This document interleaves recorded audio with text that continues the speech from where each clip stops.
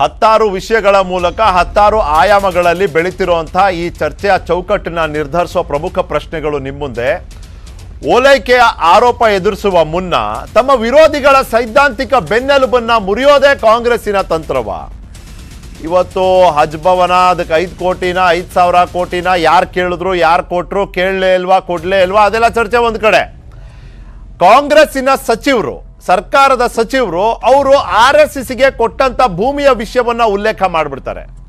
ಅಲ್ಲಿಗೆ ನಮ್ಮ ಪ್ರಶ್ನೆ ಇರೋದೊಂದು, ನಿಮಗೆ ಬೇಸರ ಅಥವಾ ವಿರೋಧ ಅಥವಾ ಅಭ್ಯಂತರ ಇರೋದು RSS ಬಗ್ಗೆನಾ, ಭೂಮಿ ಬಗ್ಗೆನಾ, RSSಗೆ ಭೂಮಿ ಕೊಟ್ಟಿರೋದ್ರ ಬಗ್ಗೆನಾ ಅಥವಾ RSSನ ಸಿದ್ಧಾಂತದ ಬಗ್ಗೆನಾ?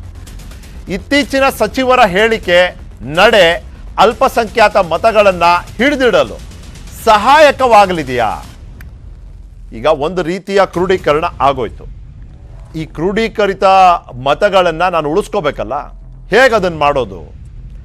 ಚಕ್ರವರ್ತಿ ಸೂಲಿಬೆಲೆ ಅಂತ ಸಿದ್ಧಾಂತ ಪ್ರತಿಪಾದಕರ ಟಾರ್ಗೆಟ್ ಹಿಂದಿದೆಯಾ ಕಾಂಗ್ರೆಸ್ಸಿನ ಮತಸೂತ್ರ?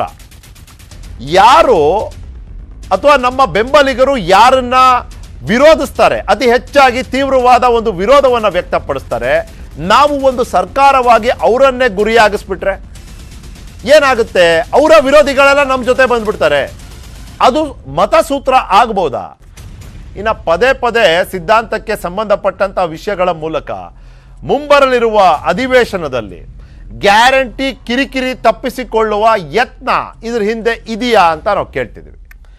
ಯಾಕಂದ್ರೆ ಒಂದ್ಸತಿ ಸಿದ್ಧಾಂತ RSS ಅಂತ ಬಂದ ತಕ್ಷಣ ಅವ್ರ ಮುಂದೆ, BJP ಅವ್ರ ಮುಂದೆ ನೀವು ಗ್ಯಾರಂಟಿಗಳನ್ನ ತಂದಿಟ್ಟರೂ ಕೂಡ ಆದ್ಯತಾನುಸಾರ